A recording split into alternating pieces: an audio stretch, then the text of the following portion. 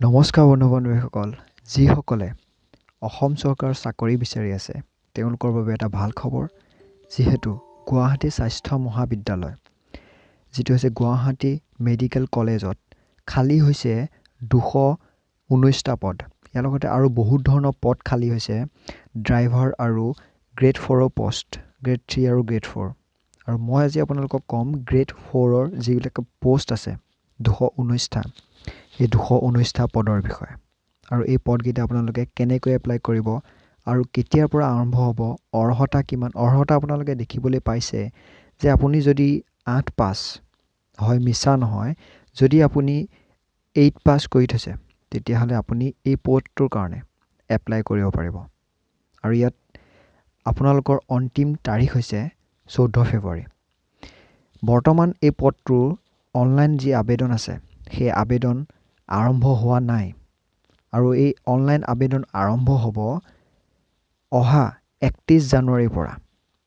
আৰু যেতিয়া অনলাইন আৰম্ভ হ'ব মই আপোনালোকক মোৰ যি ভিডিঅ'টোৰ ডেছক্ৰিপশ্যনত লিংক আছে সেই লিংকটোত মই আপোনালোকক দেখুৱাই দিম যে আপোনালোকে কেনেদৰে এই পোষ্টটোত আহিব আৰু পোষ্টটোত আপোনালোকে দেখা পাব যে কেনেদৰে আপোনালোকে এপ্লাই কৰিব লাগে।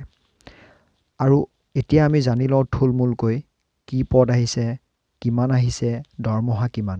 ঠিক আছে, তো ব'লক জানি লওঁ আমি।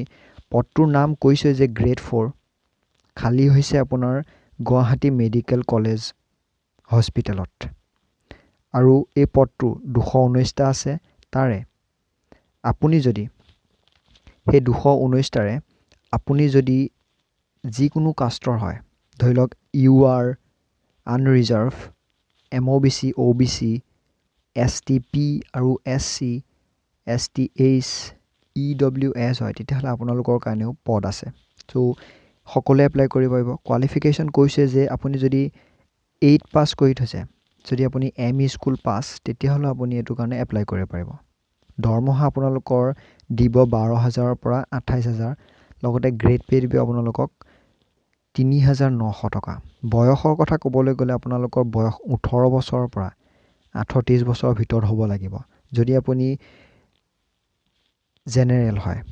আৰু OBC, MOBC আৰু SC, STP, STHৰ কাৰণে আৰু EWSৰ কাৰণে এইজ যিটো ৰিলেক্সেবল সেইটো দিয়া আছে।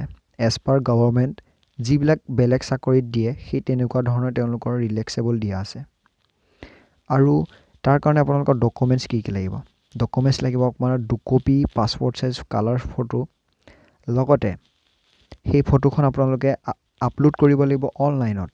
আৰু ক্লাছ 8ৰ যি পাছ চাৰ্টিফিকেটখন আছে, যি আপোনালোকে ক্লাছ 8ত পাছ কৰা যিখন চাৰ্টিফিকেট সেইখন লাগিব। নহ'লে আপোনাৰ যদি বাৰ্থ চাৰ্টিফিকেট আছে সেই বাৰ্থ চাৰ্টিফিকেটখন হ'লেও হৈ যাব। 3 নম্বৰত লাগিব আপোনালোকৰ all marksheet and pass certificate, মানে আপোনালোকৰ যি মাৰ্কশ্বিট আছে, নম্বৰৰ যিখন দিয়ে স্কুলৰ ফালৰ পৰা, সেইখন লগতে পাছ কৰা যিখন চাৰ্টিফিকেট সেইখন লাগিব বুলি কৈছে। তাৰপিছত লাগিব আপোনালোকৰ কাষ্ট চাৰ্টিফিকেট। যদি আপুনি বেলেগ আপোনাৰ যদি কাষ্ট চাৰ্টিফিকেট আছে তেতিয়া। আৰু তাৰপিছতো লাগিব ইকনমিকেলি উইক ছেকশ্যন, যিসকলৰ EWS আছে তেওঁলোকৰ কাৰণে সেইটো প্ৰুফ দিব লাগিব তেওঁলোকে। তাৰপিছত আহিলে পাৰ্মানেণ্ট ৰেচিডেঞ্চিয়েল চাৰ্টিফিকেট, যিটো কয় PRC। PRC আপোনালোকৰ প্ৰয়োজন হ'ব। লগতে এমপ্লয়মেণ্ট এক্সচেঞ্জৰ যিখন কাগজ দিয়ে সেই কাগজখন আপোনালোকক লাগিব। চ' থুলমূলকৈ আপোনালোকৰ এইকেইটা যি আছে সেইকেইটা আপোনালোকে এতিয়া যোগাৰ কৰি থ'ব পাৰে। 31 তাৰিখত আপোনালোকে সেইটো আবেদন কৰিব পাৰিব। আৰু কেনেকৈ আবেদন কৰিব লাগে মই এইটো চেনেলতে ভিডিঅ' লৈ আহিম আপোনালোকৰ কাৰণে। চ' যদি আপোনালোকে চেনেলটো ছাবস্ক্ৰাইব কৰা নাই, ছাবস্ক্ৰাইব কৰি লওক আৰু বেল আইকনটো প্ৰেছ কৰি লওক। এইকেইটাই আছিলে।